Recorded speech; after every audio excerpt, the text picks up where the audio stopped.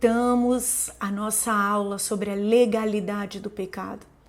Irmã, eu acho que você está dando muita evidência para o pecado nessas aulas. Eu acho que, querido, se não fosse o pecado que determinasse a minha ida e a sua para o céu, se não fosse o pecado, a nossa obediência ao pecado ou à justiça, os fatores determinantes para a gente viver a vida de Cristo aqui, eu não enfatizaria.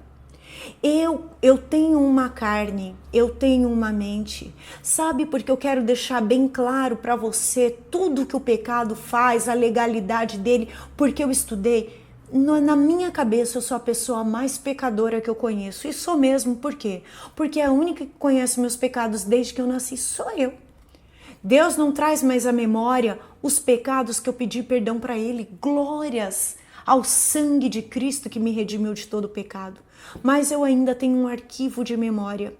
E eu fiz uma promessa para Deus quando Deus, no processo de restauração, e eu estou em processo de restauração e vou estar até o dia de Cristo, porque a obra que o Espírito Santo faz em nós é até o dia de Cristo, e você deve dar glória a Deus, porque Ele não desiste de nós, porque senão na primeira escorregada nós desistiríamos de nós e ficaríamos completamente sem esperança. Eu quero te mostrar como é a atuação dele na nossa mente. Quantas vezes eu não fui na igreja estando em alguns pecados de estimação e eu falava, Deus, permita que o pregador use exatamente, que ele explique como é para eu saber se o que eu estou fazendo é pecado ou não. Se a forma como eu estou agindo é pecado ou não, porque eu tinha dúvidas, eu tenho certeza que você tem um monte de dúvidas. E quanto mais novo você for na existência, eu tenho 44 anos e ainda às vezes eu tenho dúvidas a respeito de alguns tipos de pensamentos meus e eu preciso me alinhar à palavra de Deus e ao Espírito Santo para saber se eu estou sendo ambiciosa, carnal, se a minha cabeça está com libertinagem ou é liberdade em Cristo. Só o Espírito Santo tem esse pêndulo que deixa bem retinho as coisas, que estabelece e bate ali o martelo. Então eu não estou falando demais do pecado, eu quero que ele fique bem claro dentro de você. E pode ter certeza que nós vamos falar muito mais de Cristo do que do pecado. Mas eu faço questão sim, porque esta era em que nós estamos inseridos, Satanás não tem brincado de disseminar a semente dele do engano. E se nós não frisarmos as coisas que têm sido engano nesses dias, e nem de perto eu vou conseguir falar de tudo. Mas se eu não deixar bem claro nesse estudo para você, no meio do caminho você vai ser enganado e você vai falar, a vida em Cristo Jesus é mentirosa, ela não existe. Não. Isso não é verdade. A vida em Cristo Jesus, ela é real. Eu posso viver nos passos de Cristo, eu posso viver na autoridade, no poder de Cristo, fazendo obras maiores até as que ele fez, como ele mesmo deu testemunho que aconteceria com os discípulos que permanecessem e crescem nele. Mas isso não vai acontecer se na minha e na sua vida tiver legalidades, nós vivermos distraídos com alienações e nós formos enganados com o espírito do engano que tem regido este século. Veja o que nós vamos ver agora. Deus disse para Adão, certamente no dia que do fruto comeste, morrerás. O princípio que gera a morte, desobediência ao que Deus disse, era o comer o fruto? Era a fruta em si? Era aquela árvore que era podre? Não. E fazendo um adendo, porque Deus colocou anjos para proteger o homem da árvore da vida eterna que estava no meio do jardim. Porque ao homem conhecer o bem e o mal e tornar participante da natureza do pecado, naquele momento, se ele comesse a árvore da vida, do bem e do mal, para sempre, ele seria escravo do pecado. Então, o zelo de Deus para restaurar o homem colocou o jardim do Éden, a árvore da vida, longe do homem, porque se ele comesse da árvore que toca a eternidade, ele morreria na eternidade sem Deus. E Deus, para restaurar a humanidade em Cristo Jesus, apartou a árvore da vida eterna da vida do homem. Então, é por isso que eu falei no começo deste módulo. Às vezes, por não entender, não compreender a forma de Deus pensar, achamos que Deus é mau. Ai, Deus é mau, expulsou o homem do jardim. Não expulsou o homem do jardim, do caminho da eternidade, para o homem não cair em tentação agora que ele estava cheio do pecado, da natureza pecaminosa, facilmente ele comeria a árvore da eternidade. E para sempre a humanidade ficaria afastada de Deus. Mas Deus, em sua bondade, restaurou o homem. Agora vamos falar da morte espiritual. Deus disse para o homem, certamente morrerás. E a serpente disse, não vai morrer não. Por que eu falei tudo isso? Porque a serpente, por meio dos ensinos de engano, está falando para mim e para você até hoje. Não vai morrer não. Pode continuar dessa forma, você não vai morrer não. Vai sim, meu querido. A morte espiritual pode ser o estado que você está. Você está ouvindo isso e está despertando pela sua primeira vez para a veracidade do pecado na sua vida. E eu te digo, eu estava caminhando para a morte se eu não me arrependesse, não me desfizesse daquela aliança que eu mencionei que Deus queria que eu cortasse. Eu experimentei todo o fruto de morte e durante meses eu precisei ficar na presença de Deus arrependida. Bastaria uma semana, bastaria eu me arrepender um dia, clamar o sangue de Cristo para Deus começar a atuar em mim? Sim. Mas e a culpa, e a condenação, e o medo, e a distância de Deus que o pecado nos causa? Eu vivi todas as sequelas que Adão viveu. Na minha própria vida, eu te digo, eu já era conhecedora da palavra quando eu vivia essa rebelião e decepcionei o coração de Deus. Olha, eu não tô nem aí com o que os homens pensavam a respeito de mim quando eu estava metida num lamaçal de pecado e delitos. Porque o pecado que eu cometi foi contra Deus e certamente eu, mesma cheia de conhecimento, estava caminhando em morte espiritual. Eu te digo hoje, certamente você está em processos de morte em várias áreas da sua vida se você não escolher a vida e a verdade. E a vida e a verdade são luz. Lembra quando lá em João, nós lemos João 3, a partir do 17, a luz veio ao mundo iluminar as trevas, mas os homens amaram mais as suas obras de trevas e não desejaram vir para a luz. E aí eu te pergunto, o que você vai amar mais? O seu Criador originalmente? Permita Deus, só o Espírito Santo pode te convencer do que eu vou te pedir, do apelo que eu vou te fazer. Dá uma chance para você viver o teu ser trino, corpo, alma e espírito, de forma original. Dá a mão para Jesus e fala, eu quero viver a minha identidade original.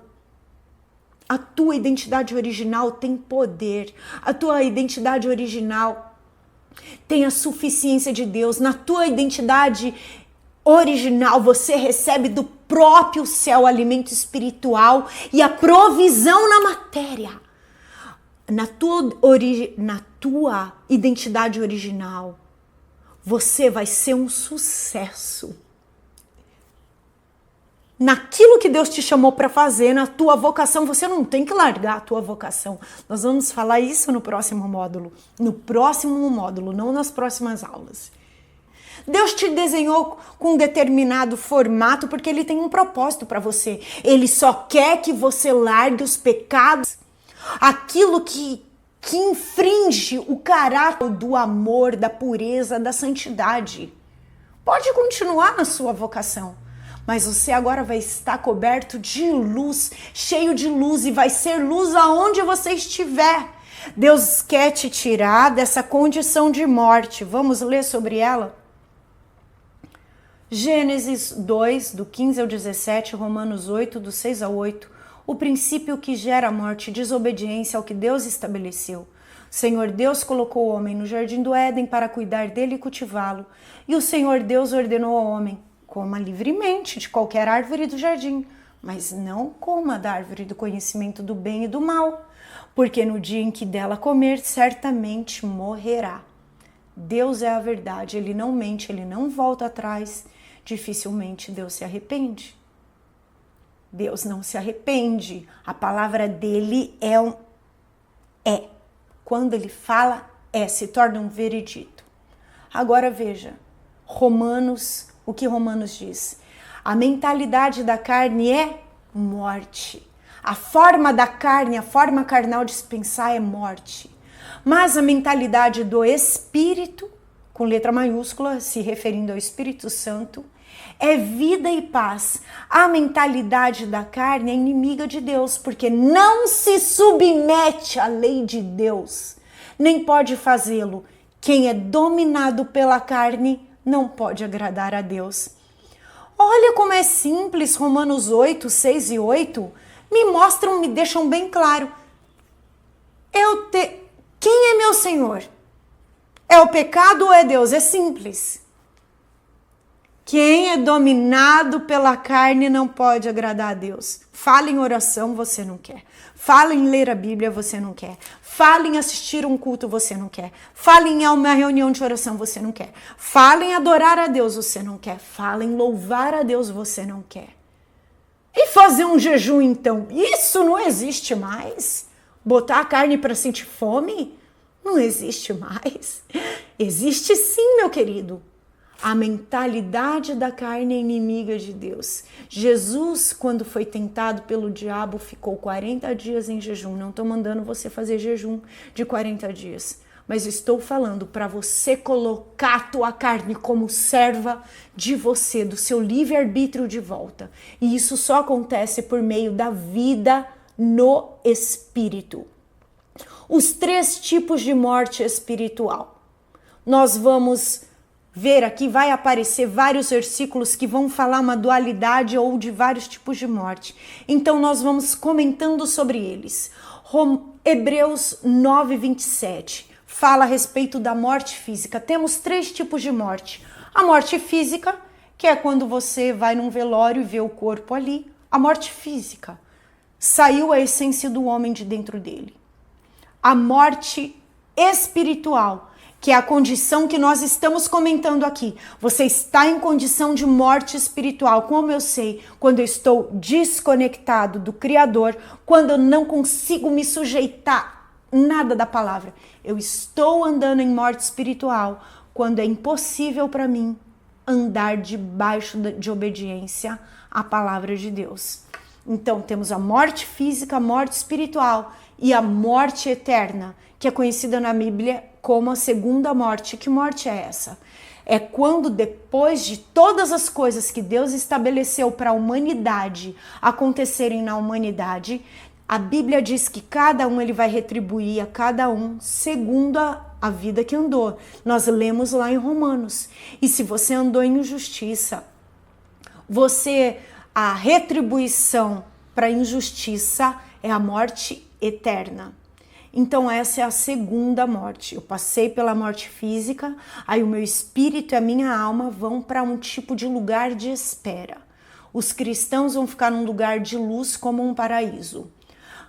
Os cristãos que eu falo, aqueles que seguiram Cristo, aqueles que aceitaram Cristo, a salvação por intermédio de Cristo. É qualquer um na face da terra. Não estou falando de católicos, não estou falando de evangélicos, não estou dando nome denominacional. Quem é que segue esta palavra? Quem é cristão? Aquele que se faz discípulo de Cristo por intermédio da palavra de Deus. Ok? Nenhuma denominação salva, Cristo salva. Ouça isso de novo. Nenhuma denominação religiosa, nenhum lugar religioso tem a capacidade de salvar o homem. Esses lugares ensinam acerca da palavra. Quem salva? Aquele que é a palavra. Ele é a vida. Ele é a verdade. É ele que nos liberta. Então a morte física. A morte física, vamos ler sobre ela. Hebreus 9, 27. Da mesma forma como o homem está destinado a morrer uma vez só, e depois disso enfrentar o juízo. Hebreus 9, 27. Para aquelas religiões ou para aqueles segmentos de entendimento que falam que existe reencarnação, a Bíblia tem este verso, esta verdade. Da mesma forma como o homem está destinado a morrer uma vez só e depois disso enfrentar juízo. Ele não vai voltar numa próxima encarnação? Não. Ouça, não vai. A vida aqui na Terra define a tua eternidade. A forma como você está vivendo aqui na Terra define a tua eternidade. Agora eu vou te fazer um apelo. Você viu quantas pessoas morreram na época do Covid? Muitas pessoas que eu conheço morreram esses dias. Pessoas conhecidas. E eu tenho algumas pessoas que eu tô clamando porque estão no hospital. Que eu tenho clamado a Deus pela vida delas porque estão no hospital em estado grave. Eu te pergunto, Jesus disse que você não pode acrescentar um côvado sequer à sua vida. Um côvado, uma horinha sequer à sua vida. Eu te pergunto hoje, baseado na palavra de Deus, nós só temos esta vida para manifestar aonde a nossa alma e o nosso espírito são eles que vão se submeter a juízo. Porque o corpo morreu. Agora a alma e o espírito vão juntinhos, grudados, entrelaçados. Estar diante de Deus, esperando naquele lugar de espera, ou num lugar de trevas ou num de luz, esperando o juízo final de todas as coisas. Escolhe, pois, a vida. Vamos ver. Apocalipse 2, 10 e 11. Não tenha medo do que você está prestes a sofrer. Saibam que o diabo lançará alguns de vocês na prisão para prová-los. E vocês sofrerão perseguição durante 10 dias. Seja fiel até a morte e eu lhes darei a coroa da vida. Aquele que tem ouvidos ouça o que o Espírito diz às igrejas. Ao vencedor, de modo algum sofrerá a segunda morte. Olha, usou nessa passagem Apocalipse 2, 10 e 11, 2 vezes falou sobre a morte. Ser fiel até a morte. Que morte é essa? Morte física. Ser fiel até o último dia de você respirar nessa terra. Deus que nos livre a todas. Mas você te garante que algum acidente da natureza, alguma intempérie da natureza, algum acidente de carro, nós vemos isso o tempo inteiro. No mundo tereis aflições. Mas por que Deus permite? Porque no mundo tem aflições. O pecado ainda está aqui em vigor. Ser fiel até o último dia de vida, que você não sabe quando que é. Ser fiel até a morte e dar-te-ei a coroa da vida. Ao vencedor de modo algum sofrerá a segunda morte. Ao sofrer a morte física, o teu último dia de vida na terra, tenha conhecimento disso. Você vai estar destinado ou à vida eterna por meio de Cristo sendo seu Senhor e esta palavra sendo o seu manual de instrução, ou a morte eterna, que é a segunda morte. Eu vou ler mais alguns versículos para a gente concluir os tipos de morte. Não tenham medo dos que matam o corpo, Mateus 10, 28, mas não podem matar a alma, que a alma é eterna. Antes tenham medo daquele que pode destruir tanto a alma como o corpo no inferno. Quem é esse? O diabo? Não. É Deus, o juiz. Temam aquele que pode destruir tanto a alma e o corpo. Só Deus pode tocar na tua alma. O inimigo pode te afligir no corpo aqui. E por causa do corpo, dos 5 sentidos, você até sofrer na alma. Mas lançar no juízo eterno, é Deus o juiz dos juízes. Tema a Deus. Mais uma vez, a vida e a morte está diante de você, escolhe a vida.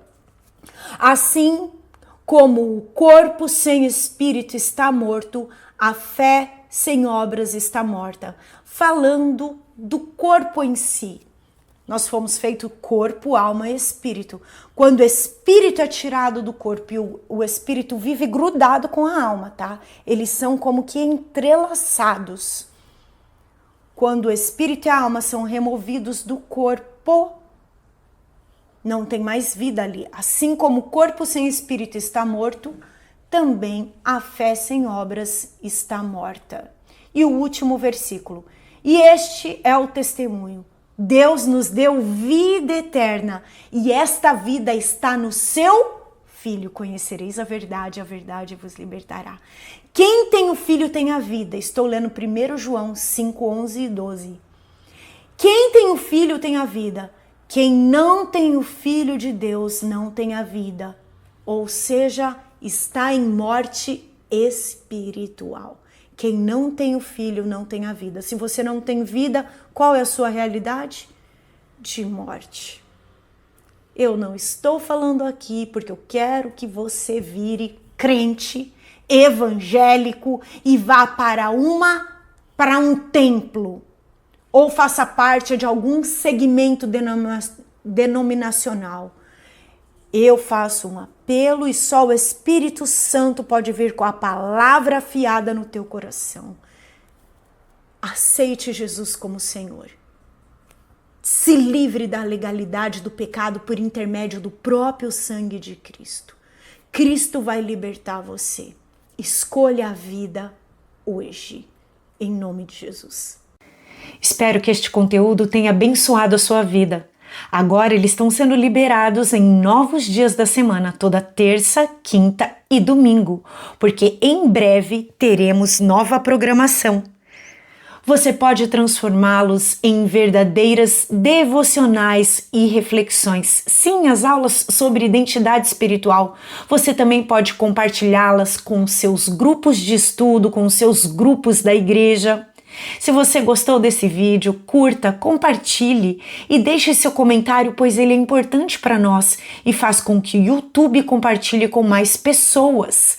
Aproveite e visite o nosso canal. Nele você vai achar testemunhos e pregações da Palavra de Deus.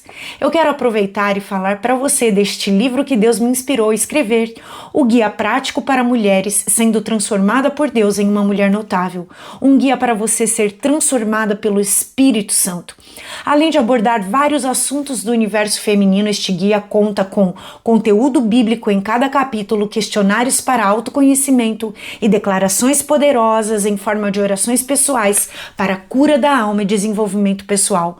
Você pode adquiri-lo na forma física ou digital pelo QR Code que aparece na sua tela ou pelo link da Amazon na descrição deste vídeo. Deus te abençoe. Nos vemos no próximo vídeo.